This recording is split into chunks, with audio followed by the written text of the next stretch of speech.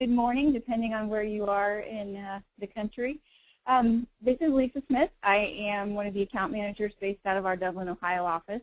And today we are going to be doing a webinar on Simplified Fiscal Year-End Closing for Dynamics GP. And the presenter today is Jeff Smith. We do have a very strict timeline today. We have 30 minutes for this presentation. So we are going to hold all questions for email only. So please take note of both of our email addresses. If you do have any questions for either Jeff or myself during the webinar, please email either one of us and we will make sure those get taken care of. So again, we are on a pretty strict timeline here. Just to go over a couple of things, some current promotions that are going on in the Dynamics GP world.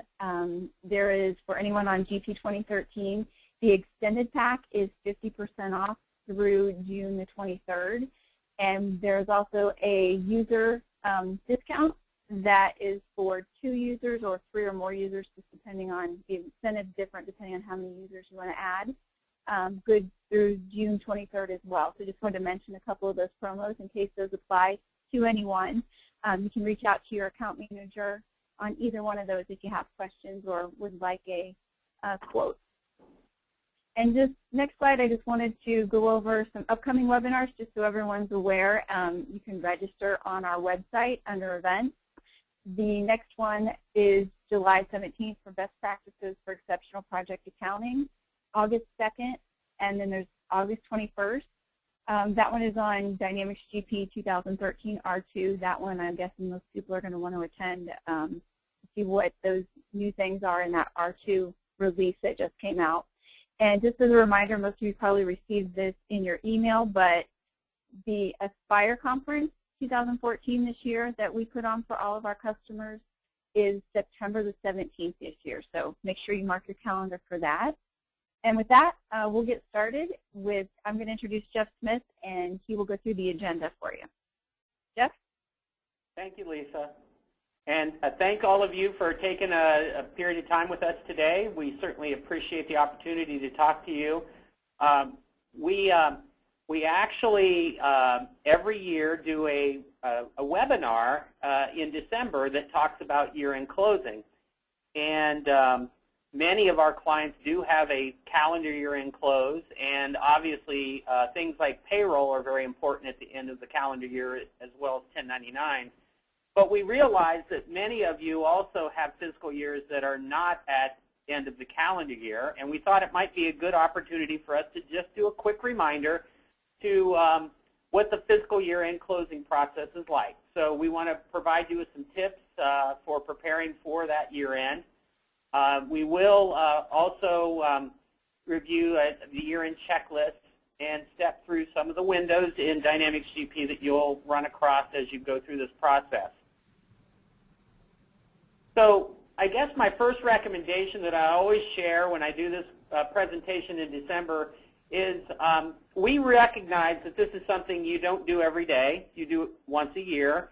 And even though many of these processes are not difficult, it's also something that you need to kind of think through, because actually preparation is more important than the actual step itself, or at least takes more thought than the actual process itself.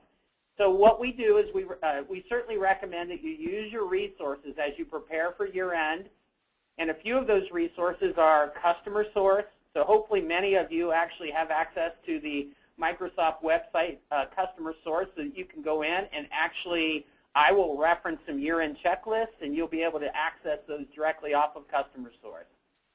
Also, you're always welcome to call the Microsoft Dynamics GP Solution Support Team, or you can also reach out to our Associates Client Care Team, or the consultant that you work with most often.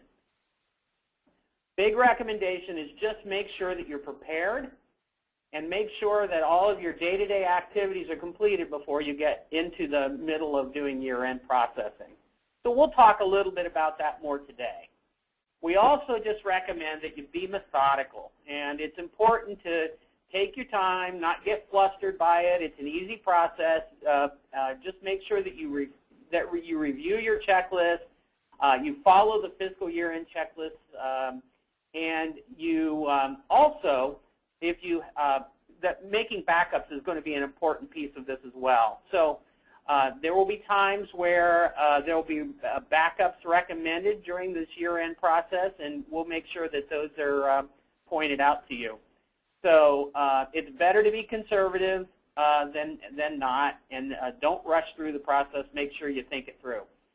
And then lastly, many of you may have what we call ISV or independent software vendor products that are compatible with Dynamics GP, and you just need to make sure that you validate or verify the ISV compatibility as well. So those are our big recommendations as you go through this process.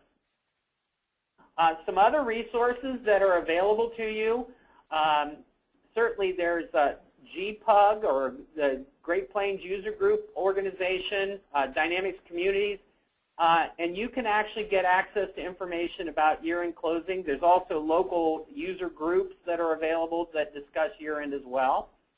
There's a couple other websites you can go to, for example, gpwindow.com, mygpsearch.com, etc. As well as something I don't mention here, but there's a number of blogs that are out there that talk about Dynamics GP and may reference year-end processing as well. So you have plenty of opportunity to use your resources, take your time, make sure you're conservative, and this can be a very easy and pleasant experience. As we go through this process, I'm going to talk about the following modules: inventory control, receivables management, payables management, fixed asset management, analytical accounting, and general ledger.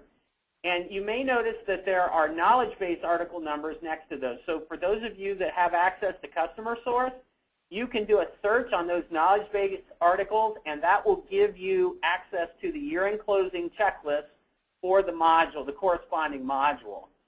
So, and you're probably frantically writing these down. You don't need to do that. You will be receiving an email. All of you that attend will be receiving an email that will also give you a link to this, PowerPoint presentation, so you'll be able to reference this later.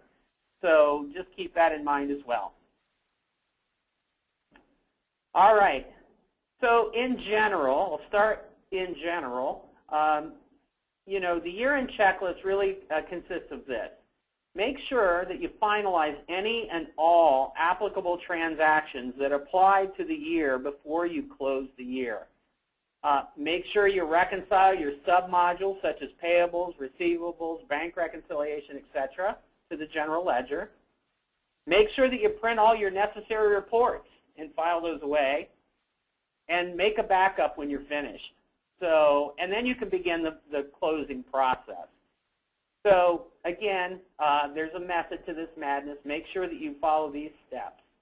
And that's just general recommendations. Again, these are the modules we're going to talk about, and you may notice that I actually have added two modules at the top of this list, sales order processing and purchase order processing, because there are some considerations that you want to take in before you do your year-end closing with those modules. But again, we'll cover inventory, receivables, payables, fixed assets, analytical accounting, and general ledger. Notice that payroll is absent from this list. At our calendar year-end closing session, payroll plays a big role. We're not going to be using payroll for the fiscal year-end close because it really doesn't have an application there. So as we start with sales order processing and purchase order processing, I just wanted to tell you that there's really no specific year-end close process in either of these modules. However, we do want to make sure that for sales order processing that you double check for any applicable invoices or returns and make sure that those get posted so that they go into the appropriate year. With purchase order processing, make sure that you double check for any applicable receivers. So we've received goods, we want to make sure those get posted, or invoice matches so that those get posted into the appropriate year as well.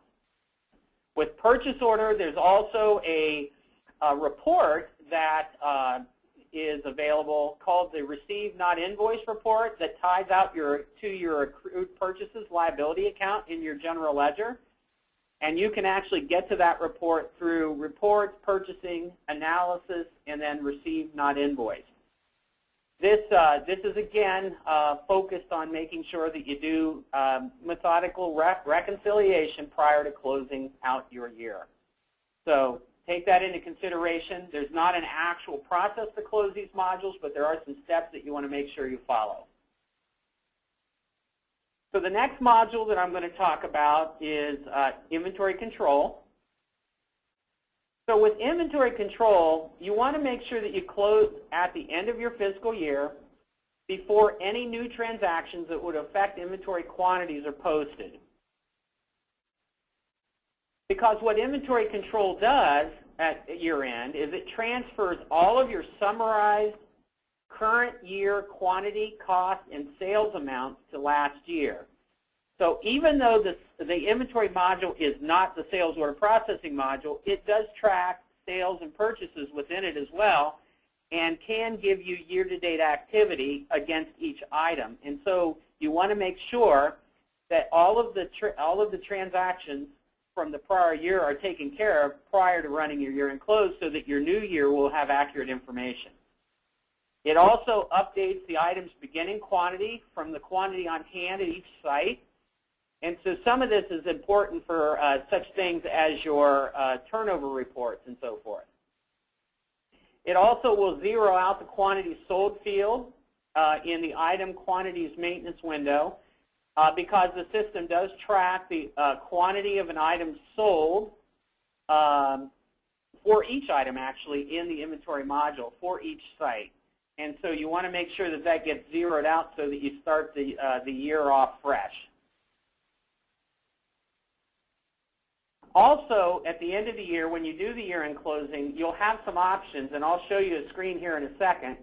So if there are any discontinued items, you'll have the opportunity to remove those. The system, the inventory module, also tracks sold receipts, sold lot attributes, and cost change history, and you'll have the opportunity to change that. And then also, if you're using the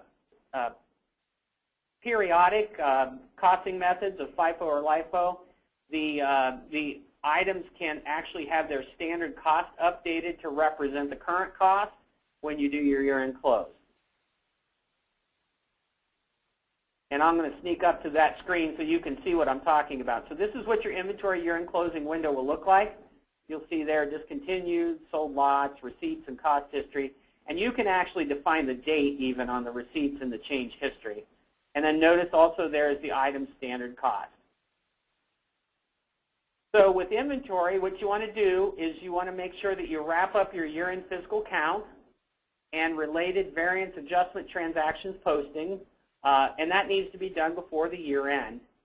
You then have the ability to run the year-end process, and that can be accessed through inventory, the inventory page, routines, and year-end close. If you're still a traditionalist and use the menus at the top of your window, you can go to through tools and then routines and then inventory, then year-end close. Okay? Some of the important things to consider are inventory batches and whether they're set to post to the general ledger. Also, master posting window, if that's a method that you choose. And then also, one of the important reports that many people use in regards to the inventory module at the end of period is the stock status report.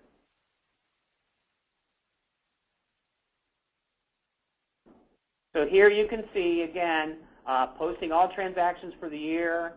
Another step is then reconciling inventory quantities. And that can be done through a GP utility. There's also a professional service tools library tool for that. Complete your physical inventory count and then post any adjustments. Print any of your traditional month-end reports. And then, as we talked about earlier, make a backup. I'm going to say make a backup a lot. Run the closing of the years. Another thing that you can do is you actually have the ability to go in and close the fiscal periods for the inventory series, but that's not required. and then lastly, make a final backup.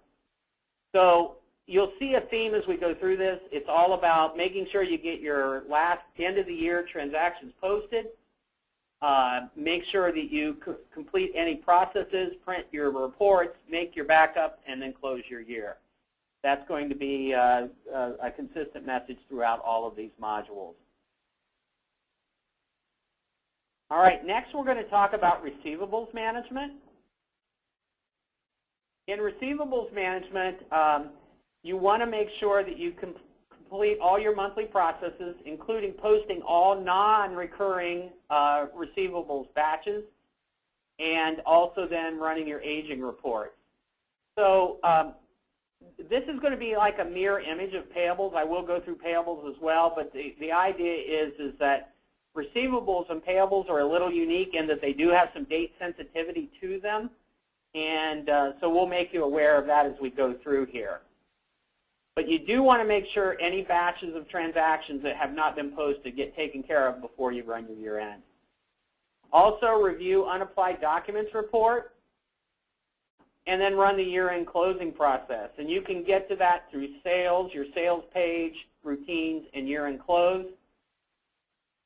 And make sure that you save any new year transactions to batches for now and don't post them. Okay? We're going to talk a little bit about the customer summary window that you'll be, I'm sure you're familiar with. We'll talk about that in just a second. So there are two different year-end closes that you'll run into in receivables. There's the calendar year-end close, which we're not really referring to today. And that should be done at the end of the calendar year. The fiscal year is what we're talking about now, and that should be done at the end of your fiscal year. And make sure you do it prior to posting any transactions into the new fiscal year. And we'll talk about why here in just a second. So what the fiscal year end close does is it closes all, transfers all amounts other than the calendar year-to-date finance charges to the last year column. So your summary numbers get zeroed out so that all of the activity can get accumulated for the new year. And so you can actually see this data if you go to sales, cards, and then summary. And you'll note on that window that there is a column for current year and a column for last year, as well as a life-to-date column. So you'll actually see on this window, I hope you can see this well enough, there's your year-to-date, last year, and life-to-date windows.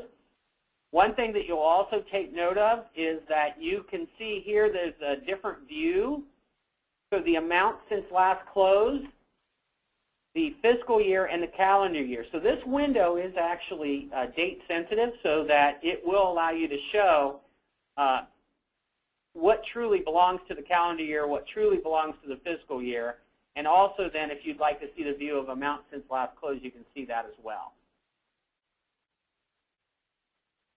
All right, so then the window that you look at next is the window that actually is the actual closing process. And so this closing process, all of the receivables closing is handled in one window. Although you can select all if your company is on a calendar year, but if you're on a fiscal year, you can actually do them separately.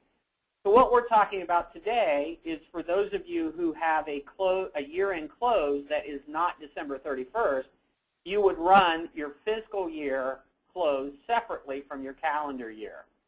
And simply select fiscal and then click process, and that will, and then you have the option of printing a report, and that will actually then close the fiscal year. So the window here shows you, the year-to-date gets zeroed out at the point that you run your year-end close, and that information gets transferred over to the last year column. The other reason this is important is I just showing you here a smart list. You'll notice that there is total sales year-to-date.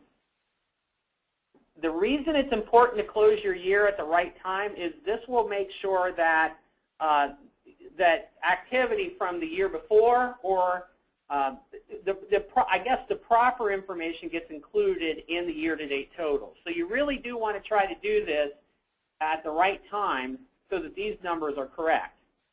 So those summary numbers get pulled in here in the amount since last closed. And we've had clients that haven't closed their year, and they'll actually show numbers in their year-to-date sales that are 2 or 3 years worth of sales because they've never run the year-end close.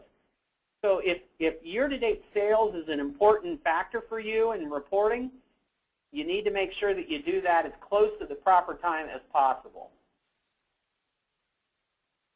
So again, post all of your sales and receivables for the year, make a pre-year-end backup, close your year, and just like in inventory, close the fiscal period.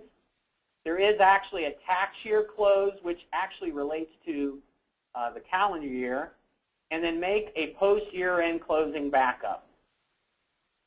If you follow these steps, you'll be safe. So we're going to move to payables, and we'll run through that very quickly. With payables, it's really kind of a mirror image of the receivables module. So again, complete all your monthly processes, and then run the PM year-end closing process, which you can find a couple different ways, either purchasing and then routines and year-end close, or routines, purchasing, year-end close, depending on how you attack it.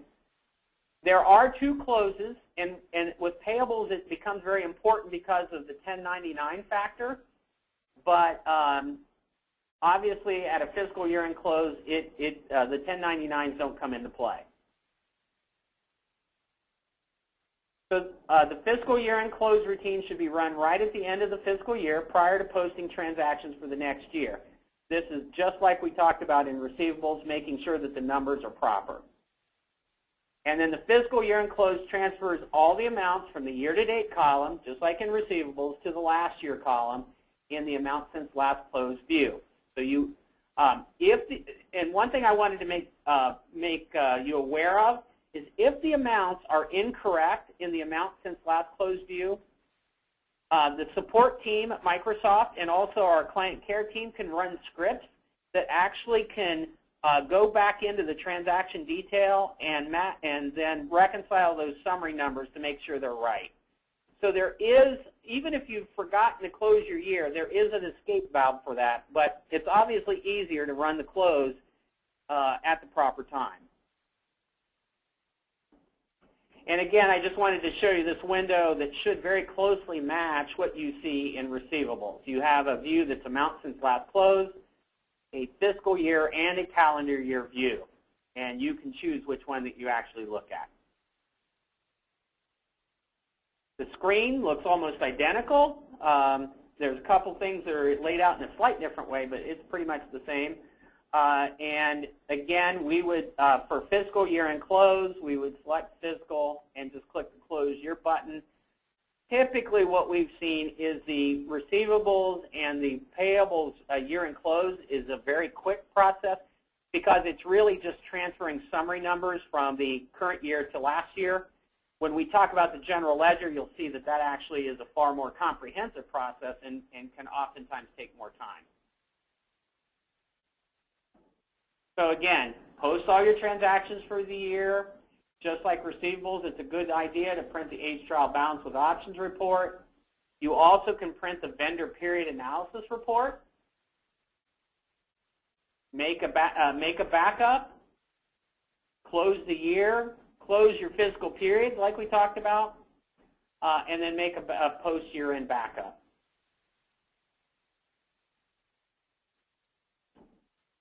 All right, we're flying right along, and I think we're going to make our 1:30 deadline. So fixed assets is next.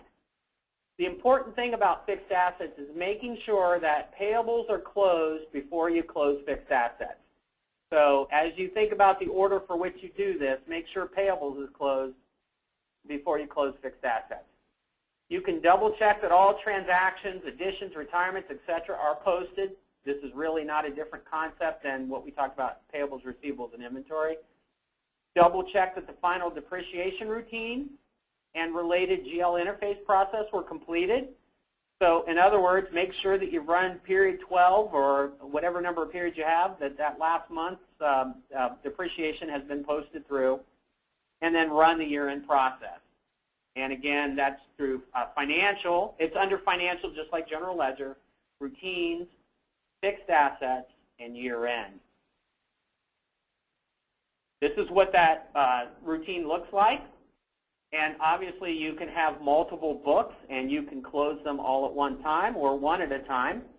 So this is, again, a screenshot of what that process will look like.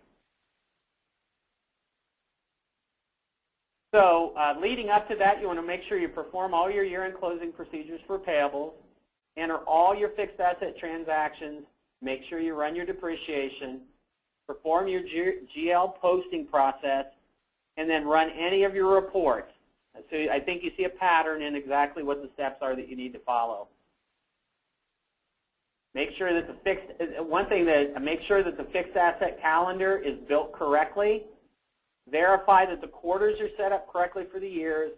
Create a backup, and then run your fixed asset year-end closing routine. So fixed assets runs a similar process. One thing that's different is in fixed assets, you do have a fixed asset calendar to build, but that's a pretty quick and easy process. All right, moving on, analytical accounting. So there really isn't a separate, for any of you using analytical accounting, it's a great tool for tracking information that you don't want to necessarily build into your chart of accounts. And so balance brought forward entries are created for analytical accounting dimensions automatically as part of the year-end process if you have analytical accounting dimensions set up to have a balance brought forward entry created. So this window basically allows you to set up the options for analytical accounting. So one of the things that you'll notice down here is that we can include dimensions in the year-end close. So if you don't, that certainly brings analytical accounting into the picture for the year-end. And then you'll notice down here, as you set up each of your dimensions, you do have the ability to consolidate balances during the year-end close. So that helps you determine how you're treating your dimensions and if they need to be accumulated and have a beginning balance for the following year or not. So that is a setting on each of the dimensions that we're talking about. All right. So general ledger is the big at the bottom of the hill last thing that you're going to do. And so one thing you got to remember is you always make sure that the general ledger is the final module to be closed. Now the nice thing about general ledger, it doesn't need to be closed immediately like the others. And so when we talk about date sensitivity with payables, receivables, etc., we don't have that issue with general ledger. And in fact, I can have multiple open years in my general ledger if I choose to. Now there are issues to consider if you do that, but certainly there are. You do have the ability to do it. So again, you should finalize adjustments, post all of your single-use batches, print a detailed trial balance and any appropriate management report or financial reports. And you'll notice I didn't mention FRX there, but if you're still on FRX on 2010 or before, you can do the same thing with FRX. In the general ledger, there are some screens. So if you go into your setup window for the general ledger, you do have a checkbox that allows you to post a history. So what the general ledger does is it allows you to actually post transactions to the most recently closed year. So you can define a strategy in regards to, I know that I am going to be closing my year today, but I will have some audit adjustments in a month for my auditor. So with this functionality, that allows you to close your year, your balances can roll forward, etc.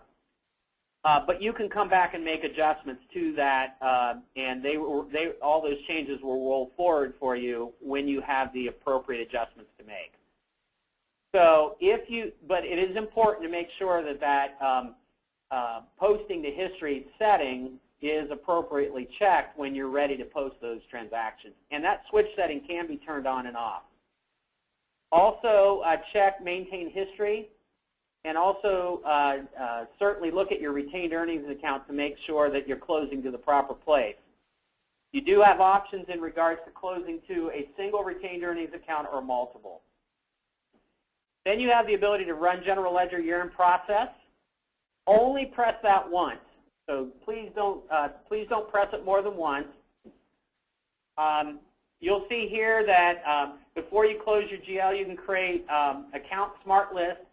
It's important to note that your general ledger chart of account numbers are set up as either balance sheet or profit and loss. And when you do year-end close, if they're balance sheet, they roll forward to balance. If they're P&L, they close to retained earnings. So make sure that you have those set right. So it's good to print a smart list of your chart of accounts before you start. All right. Make sure that you create your new year as you close this year.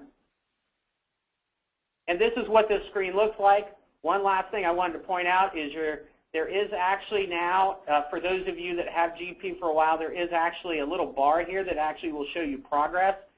We've had a number of our clients that think the thing is stuck, and it really isn't. It's just thinking. And so now you'll actually see where it is in the process. So complete your posting procedures, post your final adjusting entries, print an account list, close the last period of the fiscal year, and you should be good to go. Verify the settings in the general ledger setup around posting the history, retained earnings accounts, make a backup, print a trial balance report, print your year-end financials, set up your new fiscal year, and close the fiscal year. At that point, you should be done. You also can adjust the budget figures for the new year and then print your financials and make another backup. So that was 30 minutes, and that should give you a good wrap on this. I did want to remind you, please, because this is such a short session, we didn't have really time for questions, but if you have questions, we value those and want to make sure you get your answers. So please feel free to send me or Lisa an email with anything that you need to know. And with that, Lisa, do you have any closing comments? Nope, that should wrap us up. I was just going to let people know about questions, and you already did that, so we should be good to go. Okay. Thank you for joining us. Thank you so much.